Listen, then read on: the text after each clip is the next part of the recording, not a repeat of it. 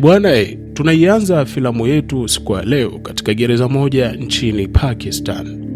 Ndani ya gereza hilo kuna mfungwa ambaye amekuwa akisababisha maswali mengi bila majibu kwa takriban miaka 22. Mfungwa huyu hakuna hata mtu mmoja anayemjua vizuri, kwani hajawahi kuongea na mtu yoyote. Hakuna jina hata la mtu alilowahi kulitaja, wala hakuna maelezo aliyowahi kuyatoa, na wala hajawahi kujitetea. Ni kama mtu ambaye ameamua liwalo na liwe. Ameamua kuishi kimya mpaka mwisho wa maisha yake. Unataka kujua ni nini kilichotokea? Ungana nami kuanzia mwanzo hadi mwisho wa filamu yetu hii yenye kusisimua. Lakini kabla sijaendelea, tafadhali bonyeza subscribe button icon ili uwe wa kwanza kupata recap zetu kila zinapotoka, na usaidie kukua kwa channel yetu. Kama tayari umesha subscribe, asante sana, na sasa tuendelee. Hapa tunamuona binti mrembo kwa jina la Samia Sadiq. Huyu ni mwanasheria kijana ambaye amepata kesi yake ya kwanza ya kujitegemea tangu awe mwanasheria. Watu wote hawa au marafiki zake wanamwambia kuwa kesi hiyo haiwezi kushindwa.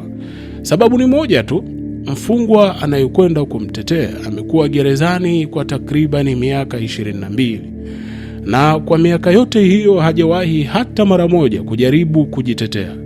Samia anaingia kwenye selo yake akiwa amebeba mafaili ya kesi bila kusikiliza ushauri wa watu.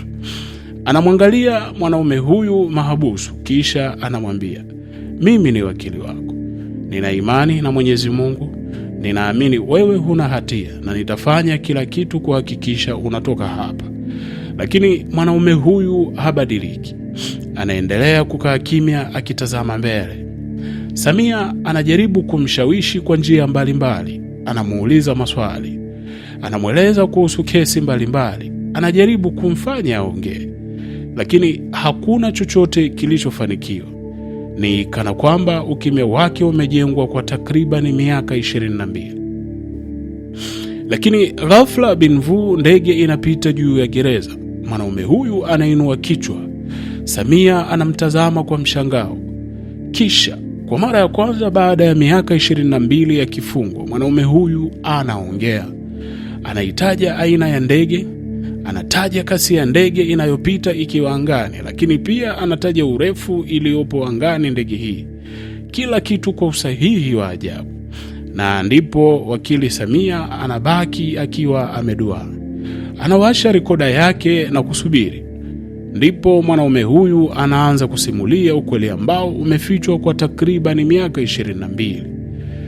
Mfungwa huyu anaitwa Veer Pratap Singh. Zamani alikuwa mwanajeshi wa jeshi la anga la India aliyekuwa akifanya shughuli zake za uokoaji katika milima ya Himalaya. Na miaka 22 iliyopita tukio moja dogo lilianza safari ambayo hatimaye ilimpeleka gerezani kwa miongo miwili. Miaka 22 iliyopita, siku moja akiwa kwenye ndege ya doria, Veer Pratap Singh aliona watu wawili waliokuwa wamekwama kwenye theluji. Bila kusita, alishuka na kuwaokoa. Hakujua kwamba tukio hili dogo lingebadilisha maisha yake milele. Wakati huo nchini Pakistani, mwanamke aitwaye Zara Hayati Khan alikuwa akiandaliwa au alikuwa kwenye maandalizi ya ndoa yake. Baba yake mzee Jangir Hayati Khan alikuwa mwanasiasa mwenye nguvu. Alikuwa amepanga Zara aolewe na kidume kwa jina la Raza Shirazi. Ndoa hiyo haikuwa suala la mapenzi, bali ilikuwa ni muunganiko wa kisiasa kati ya familia mbili zenye nguvu. Lakini Zara alikuwa na jambo moja tu muhimu moyoni. Mlezi wake wa zamani, mwanamke aliyemuita bibi, alikuwa akikaribia kufa. Na kabla hajafariki alimwambia Zara kuwa tamanio lake la mwisho ilikuwa ni majivu yake apelekwe India na kutawanywa kwenye mto alioupenda, yani mto Ganga. Zara akaahidi kulitimiza ombi hilo mbele ya macho ya bibi yake. Aliondoka Pakistani akiwa na rafiki yake kwa jina la Shabo. Lakini njiani basi lao lilipata ajali na kuanguka katikati ya mlima, na ndipo Zara akanaswa kwenye ukingo wa mwamba. Na hapa ndipo tunapomuona Captain Veer Pratap Singh alipofika akiwa kwenye shughuli ya uokoaji. na ndipo anamwokoa Zara. Lakini wakati huo mfuko uliokuwa na majivu ya bibi ukaanguka chini ya mwamba, na Zara akampigia kelele Vir aende kuchukua. Vir akashangaa, ni akili gani hizi? Nimekuokoa wewe kutoka kwenye ajali, sasa unanirudisha kule kwa sababu ya mfuko? Lakini moyo wake ulisita na aliamua kwenda kuuokoa. Akaweka maisha yake rehani na kuurudisha ule mfuko ukiwa salama. Baada ya hapa, Zara alimweleza sababu ya mfuko huu. Hui ni ahadi. Hili ni agano la bibi nililomwahidi kulifikisha katika mto Ganga. Alikuwa akitimiza ahadi yake kwa mwanamke aliyemlea.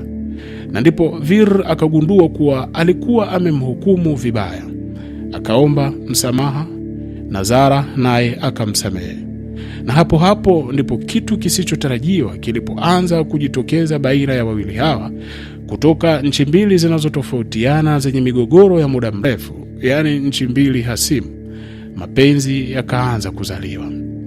Wakiwa wanasubiri usafiri, Vir na Zara walikaa pamoja usiku kucha. Vir alijaribu kumchekesha Zara baada ya hofu aliyopitia, na Zara hakuacha kutabasamu. Kesho yake waliendelea na safari hadi kwenye mto wa majivu ya bibi, na ndipo mto huu ambao yalitakiwa kutawanywa. Vir akamsaidia kupata kuhani wa kuongoza ibada.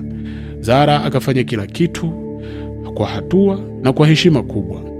Baada ya kumaliza, Vir akamwambia, nimekusaidia kutimiza ahadi yako. Sasa na mimi nina deni moja tu ambalo ninaomba unilipe. Zara akamuuliza Vir, unataka nini Vir? Vir akasema, nipe siku moja tu, njoo kijijini kwangu. Na ndipo Zara alipokubaliana na ombi hili. Lakini safari hiyo ilibadilishwa na kila kitu kuelekea kijijini kwa Vir. Walipofika kijijini, watu walimkaribisha kwa furaha na upendo mkubwa. Watu walikimbia huku wakisema, Vir amerudi, Vir amerudi na mrembo, Vir amerudi na mchumba wake. Lakini Vir akawaeleza kuwa Zara sio mchumba wake, bali ni mgeni kutoka nchi ya Pakistan, na mke wa Chaudhry Samir Singh, yani mwanamke aliyemlea Vir tangu akiwa mtoto. Alizungumza na Zara kuhusu maisha yake ya kijijini, na Zara akagundua jambo moja tu: wasichana wengi wa kijiji hicho hawakuwa na nafasi nzuri ya kupata elimu. Na ndipo akamuuliza Vir, kwa nini kijiji chenu wadada wengi wamekosa nafasi ya kujiendeleza kielimu? Vir hakupata jibu sahihi. Swali hilo likamfanya Zara afikirie sana, na bila Zara kujua, maneno haya yalikuwa yameanza kubadilisha kitu ndani ya kijiji hicho. Usiku huu Chaudhry akasimama mbele ya wanakijiji na kutangaza kuwa watajenga shule kubwa ya wasichana, na Zara akaombwa kuweka jiwe la msingi la kwanza. Kwa bahati nzuri, Zara akakubali na akaliweka, bila kujua kwamba siku hiyo alikuwa ameacha alama kwenye maisha ya Vir milele. Baada ya siku hizo mbili, Vir aligundua kwamba alikuwa tayari moyo wake umempenda mwanamke Zara. Lakini kulikuwa na tatizo. Zara alikuwa tayari ameshapangiwa kuolewa na mchumba wake kwa jina la Raza. Walipofika kituo cha usafiri, Raza alikuwa amekuja kumchukua Zara mwenyewe. Vir alisalimiana naye bila aibu, kwa heshima kubwa.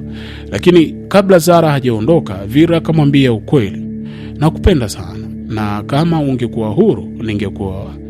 Bila ya kusita, bila aibu, lakini kama huwezi kuwa wangu milele, basi nitaheshimu uamuzi wako. Zara akaondoka. Vir akarudi India akiwa amebeba ankaleti ya Zara iliyokuwa imeanguka, lakini hakuweza kumsahau milele maishani mwake. Na ndipo Captain Vir alipoacha kazi yake ya jeshi, akaamua kufanya jambo ambalo lingempeleka kwenye matatizo makubwa. Alipochukua uamuzi wa kuingia Pakistani kumtafuta Zara. Hakujua kwamba safari hiyo ingemnyang'anya miaka 22 ya maisha yake.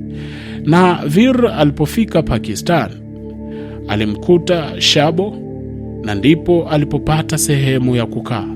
Shabo alimwambia kwamba Zara pia anampenda sana.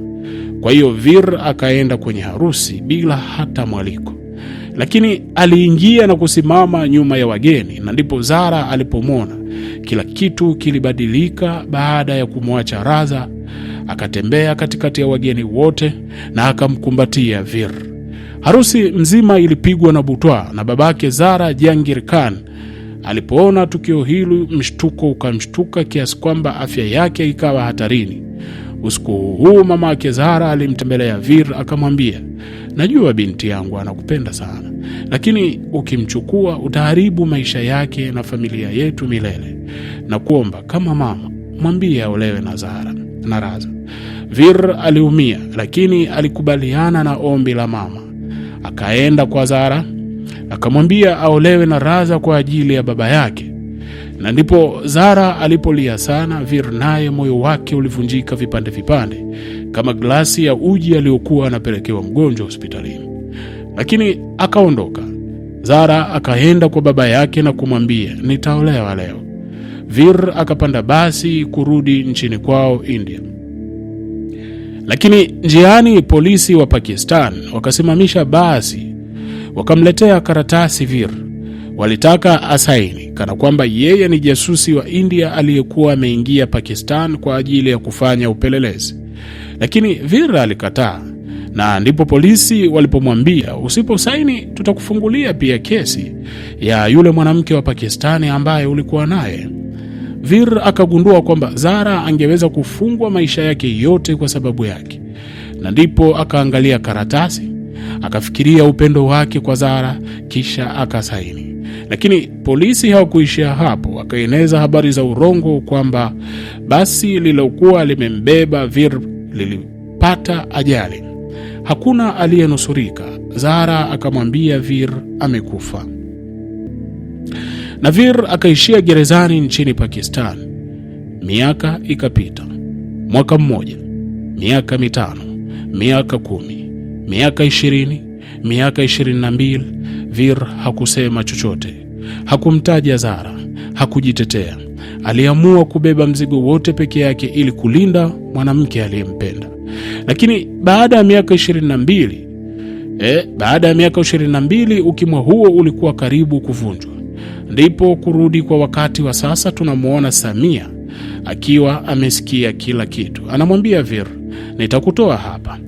Samia anaenda mahakamani, lakini anayekutana naye upande wa serikali ni mwalimu wake wa zamani wa sheria, anaitwa Bwana Zakir Ahmed.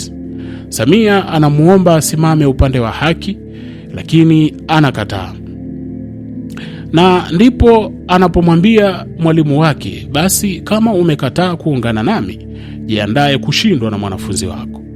Anaanza kutafuta ushahidi nchini India. Anaenda mpaka kijijini kwa Vir, lakini anapofika anakutana na watu waliomlea Vir tayari wameshafariki. Nyumba iko wazi ikiwa imejaa watoto. Lakini kwa habari nyingine, ghafla anamsikia sauti, na baada ya kugeuka, hapo ndipo anapomuona mwanamke ambaye hakutarajia kumuona, yani Zara, akiwa pamoja na Shabo. Samia anashindwa kuongea, lakini Zara anamweleza kwamba baada ya kuambiwa Vir amekufa, maisha yake Pakistani hayakuwa na maana tena. Wazazi wake walikuwa wameondoka, yani wameaga dunia. Lakini hapa tunamuona Raza pia hakuwa na sehemu ya maisha yake tena, yani maisha yake yote yaliporomoka. Kwa hiyo alikwenda sehemu pekee aliyohisi bado ipo karibu na Vir ili kumfariji, yani kijijini kwa Vir. Samia anamwambia ukweli, unajua Vir hajafa, yuko hai. Amekuwa gerezani Pakistani kwa takribani miaka 22. Na ndipo Zara anapobaki kwa mshangao mkubwa. Lakini dakika ya mwisho, siku ya kesi inafika. Hapa tunamwona Samia akiwa anaingia mahakamani na Zara yuko pembeni yake. Vir analetwa mahakamani akiwa amevaa nguo za kawaida. Kwa mara ya kwanza baada ya miaka 22 anatembea ndani na anainua macho yake. Lakini baada ya kuinua macho anamuona mwanamke aliyempenda katika maisha yake yote. Kwa sekunde moja miaka yote 22 inaonekana kutoweka. Wanaangaliana kwa mahaba. Hakuna anayesema chochote. Na ndipo jaji anapotoa uamuzi. Anasema hakuna ushahidi wa kuaminika kwamba Vir alikuwa jasusi. Jina lake halisi ni Vir Pratap Singh. mwanajeshi mstaafu wa zamani wa jeshi la anga la India. Na ukimya wake wa miaka 22 haukuwa ishara ya hatia, bali ulikuwa sacrifice kwa ajili ya mwanamke aliyempenda. Hapa Vir anaachiwa huru, kisha anasimama. Baada ya miaka kupita, anaongea tena mbele za watu. Anamshukuru wakili Samia. Anasema kwamba Samia, ulikuwa kama mwanga ulioingia kwenye chumba changu kilichokuwa kimefungwa kwa gereza la miaka mingi, na bila wewe huenda ningeendelea kukaa kimya katika maisha yangu yote. Zakir Ahmed anamfuata Samia nje ya mahakama. Anamwambia, katika miaka 30 ya utumishi, kazi yangu ya sheria leo imenifundisha jambo moja ambalo sikuwahi kuliona wala kulijua. Huku anaondoka akifikiria kustaafu. Samia naye anaenda kwenye kaburi la baba yake, anaweka maua, kisha anasema, baba, nimeshinda kesi yangu ya kwanza ambayo ilikuwa ngumu.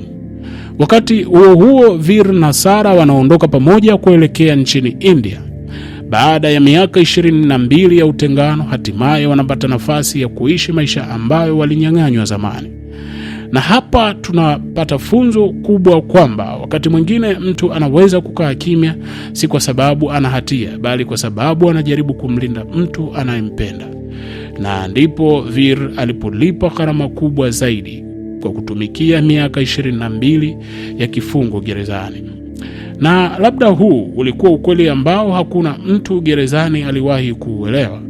Mtu aliyekuwa kimya ndiye aliyekuwa ameiendesha rikapu yetu hii kuanzia mwanzo hadi mwisho. Asante sana kwa kuwa nami kuanzia mwanzo hadi mwisho. Usisahau kusubscribe ili kuwa wa kwanza kupata recap zinazokuja. Asante sana. Chao.